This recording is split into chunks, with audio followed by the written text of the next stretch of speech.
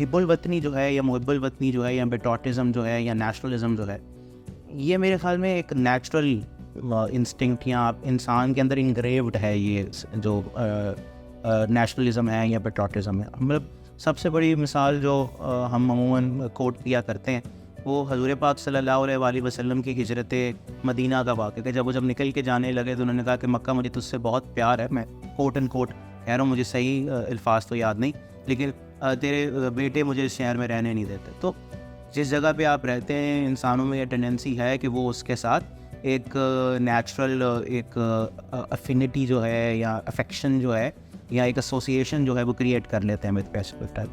तो ये तो एक नेचुरल फिनोमेना है। हमने देखा है कि लोगों ने बल्कि लिटरेचर में, अगर आप ये हमीद साहब के नाम से वाकिफ़ हो, कि वो हिजरत करके लाहौर आए, उससे पहले हम अमृतसर के रहने वाले थे।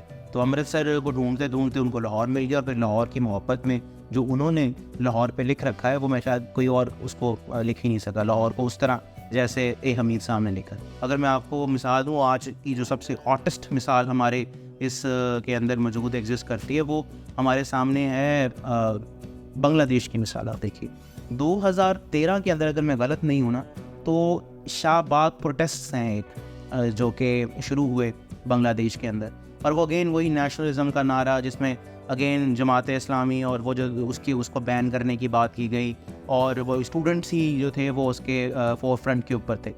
और फिर वो शाहबाग प्रोटेस्ट हैं, वो देखिए life comes in full circle वाली बात है कि वही स्टूडेंट्स और वही यूथ्स जो कि एक पॉइंट इन टाइम पे अपने आप को वो जो बांग्लादेशी नेशनलिज्म जिसको उभारा जा रहा था वो उससे, और जो मैम हसीना वाजिद थी उनकी गवर्नमेंट उसको इस्तेमाल कर रही थी अपनी पॉपुलैरिटी या अपनी लेजिटिमेसी को इंश्योर करने के लिए। तो हमने देखा कि कैसे वो उसको उन्होंने ओवर यूज़ कर लिया, और उस ओवर यूज़ की वजह से क्या हुआ कि इवेंचुअली वही जो नारे थे जो एक पॉइंट इन टाइम के अंदर उनकी फेवर में थे वो नारे उनके ख़िलाफ़ लगने लगे। तो ये वाकई ये पॉसिबिलिटी है, ये टेंडेंसी है कि आप इसको इसका एक नेगेटिव और इसका एक जो मनफी इस्तेमाल है वो किया जा सके, जिसके ज़रिए लोगों का इस्तेसाल किया जाए। जो बलूचिस्तान है वहाँ पे आप कभी जाके देखो, मेहरगढ़ सिविलाइजेशन है।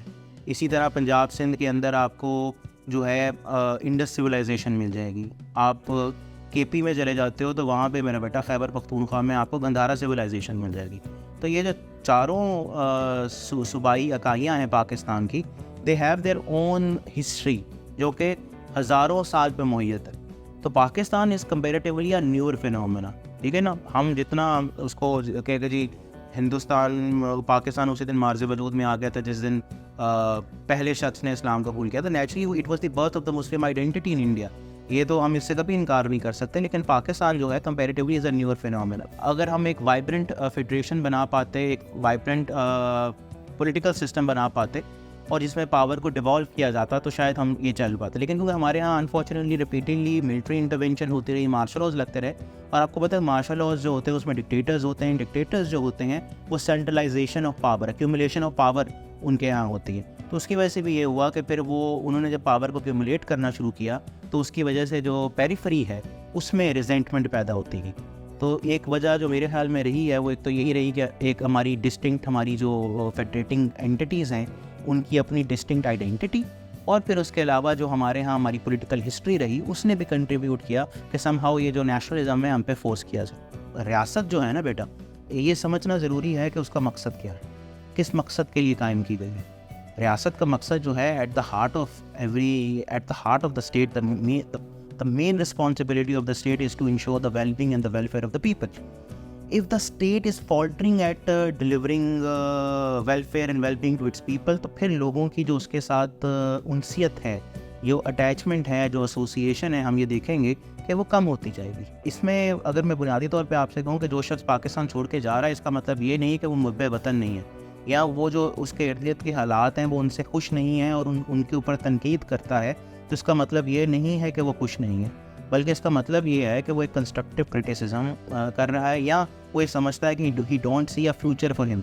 हमें थोड़ा सा चेंजिंग टाइम्स के अंदर हमें अपनी पेट्रियोटिज़म का जो मैट्रिक्स हैं, मुहिब्बे वतन होने का जो के लिए जो खसाइस की ज़रूरत है, हमें उनको दोबारा रीडिस्कवर और री इमेजिन करने की ज़रूरत है। वो क्या बड़ा फेमस एक फिल्मी डायलॉग है कि with great power comes great responsibility. तो रिस्पॉन्सिबिलिटी जो है या ज़िम्मेदारी जो है मेरा बेटा, वो तो अहले इख्तियार के पास ना, मैं अहले इक़्तिदार नहीं, अहले इख्तियार की बात कर। तो ये जो अहले इख्तियार हैं वो इसके अंदर एक बुनियादी किरदार अदा कर सकते हैं। एकेडमिक्स का एक बड़ा अच्छा किरदार है। हमारी जो क्लासरूम्स हैं उनको ओपन होना चाहिए डिबेट करने के लिए, बात करने के लिए। इनिशियली सख्त बात होगी, लेकिन जब आप बात करेंगे तो स्टार्ट में शायद माहौल थोड़ा नागवार हो, लेकिन आहिस्ता आहिस्ता जब वो बरसों की रुकी हुई फंसी हुई जो नागवारियत है वो निकल जाएगी, तो फिर उसके बाद एक कंस्ट्रक्टिव डिबेट हो सकती है। लेकिन उसके लिए ये है कि we have to engage in a debate. जी बिल्कुल, ऐसे तो है ये एक बहुत ही आइडियल सिचुएशन है, ऐसा मुमकिन तो नहीं है, लेकिन यूनिफॉर्मिटी जो है या uniformity of action and thought जो है वो तो एक अल्टीमेट गोल हो सकता है। लेकिन उस पर हम ना उस पर पहुँच पाना या उसका होना जो है, मेरे ख्याल में वो भी एक नुकसानदेह अमर है। बिकॉज आपके अंदर अगर बिल्कुल एक तरह की यूनिफॉर्मिटी है और सब लोग एक ही तरीके से सोच रहे हैं, तो इसका नुकसान ये है कि फिर वो आगे नहीं बढ़ सकते। मतलब अगर आपको ख्याल को या आइडिया को जो है वो आगे बढ़ना है, उसको कंटिन्यू करना है, उसको इवॉल्व होना है, तो उसकी एवोल्यूशन के लिए it is imperative that the antithesis. और अगर हम डिसेंट के रास्ते दबाते जाएंगे तो मेरा ख्याल है हम रास्ता दबाने पर अपनी ताकत लगाते जाएंगे, लेकिन हम उसको ज़्यादा देर तक दबा नहीं सकते। वो कहते हैं ना कि nothing is stronger than the idea whose time has come. तो इस वजह से we can not suppress ideas, somehow like water they will make their own way.